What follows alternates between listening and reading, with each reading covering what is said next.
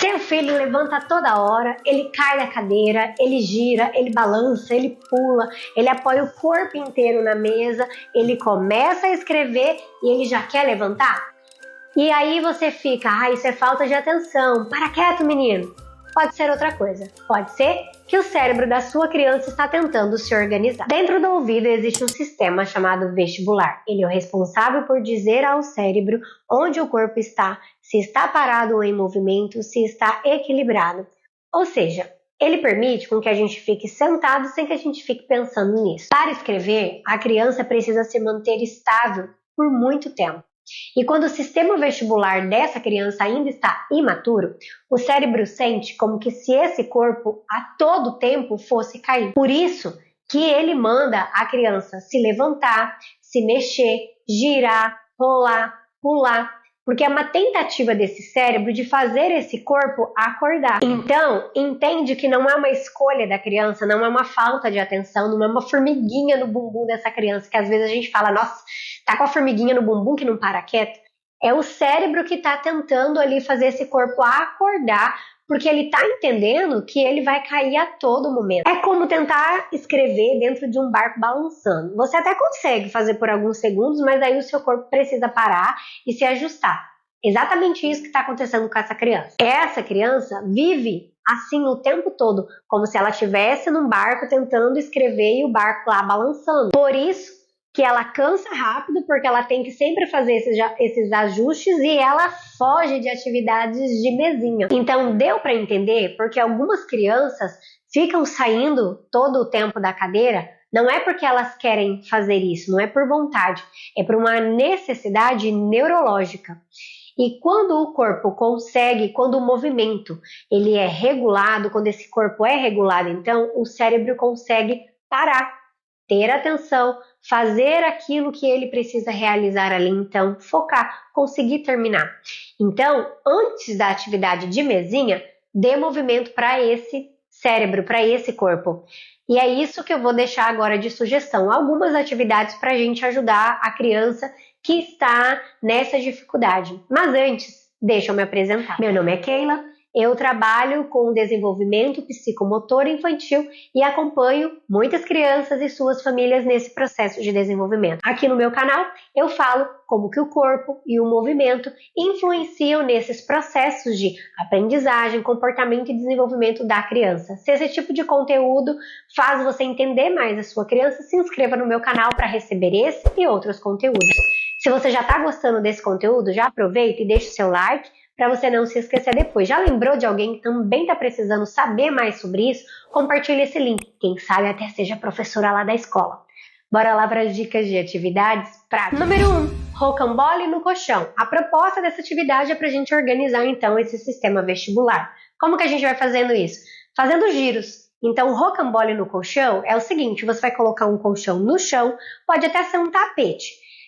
Desde que ele seja bem fofinho ali, porque quando a criança for rolar, se ela não tiver muito controle do próprio corpo, ela pode bater a cabeça. Ou você mostra para ela que há essa possibilidade dela bater a cabeça para ela também ter atenção, porque também isso é importante. Então a proposta é a seguinte, colocou o colchão, a criança vai rolar de uma ponta até a outra desse colchão, no comprimento dele, então ela vai rolando, rolando, rolando, chegou no final, ela vem andando, e ela vem andando agora em linha reta, porque nós provocamos o sistema vestibular, certo? Então a gente fez ele girar ali. Então a ideia é que a criança volte por cima dessa linha reta para que ela provoque esse sistema vestibular para ficar parado, porque agora ela precisa de estabilidade para andar por cima dessa linha reta. E a linha reta pode ser a linha que tem no chão da cerâmica, do porcelanato, como você pode colocar uma fita adesiva no chão que destoa a cor ali para a criança enxergar, uma corda também serve, ou se você vai fazer isso num espaço aberto, que é possível riscar no chão, risca com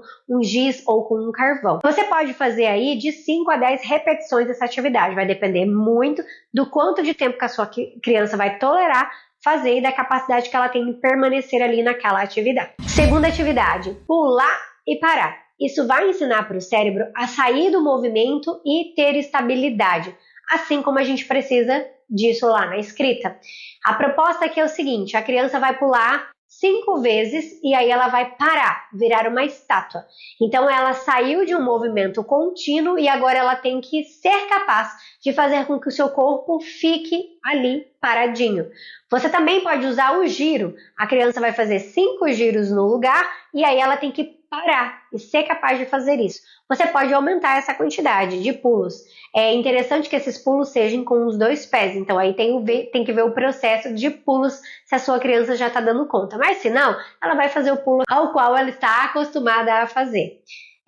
Se ela consegue pular um pé e depois o outro, ok. Isso não precisa ser saindo em movimento, pode ser no lugar mesmo, pular para cima, mas se você quiser trazer uma complicação, um passinho a mais, você pode fazer com que ela vai saltando fora do lugar. Então ela salta para frente por 5 vezes no mínimo e 10 vezes no máximo. Gente, essa quantidade que eu tô dando não quer dizer que vocês precisam fazer nessa quantidade. Se a sua criança aguenta um pouquinho menos que 5, ok, vai aumentando até chegar em 5. Se ela consegue fazer um pouquinho mais e ela tem essa necessidade neurológica, essa necessidade psicomotora de fazer mais movimentos, também está tudo bem. Mas a ideia é vários movimentos seguidos e de repente pausa. E aí você pode combinar com ela que ela vai pular tantas vezes, aí você vai contando, quando ela terminar ela pausa, ou ela vai pulando e você vai contando mentalmente e você vai falar para ela, ó, você vai pular. Quando eu falar estátua, você para quietinho, porque daí não vai ser previsível para ela não vai saber quando vai ter que fazer aquela pausa. Como você pode fazer os 2 jeitos. Ela vai saber a hora que ela vai ter que fazer a pausa e depois ela não vai saber. Terceira e última proposta, de cabeça para baixo. Aqui a ideia é ativar o sistema vestibular. Como que você vai fazer isso? A criança pode ficar deitada no sofá e pendurar a cabeça para fora e ficar alguns segundinhos na cama, também pode ser. Ou ela pode fazer uma cambalhota. No colchão, você pega o colchão de novo e coloca no chão e ela vai fazer cambalhota. E aí ela pode fazer uma cambalhota e daí ela vem andando, vai de novo, faz a cambalhota, vem andando. A criança que tem uma dificuldade no sistema vestibular, quando ela der a primeira cambalhota, ela não vai estar afim de fazer novamente.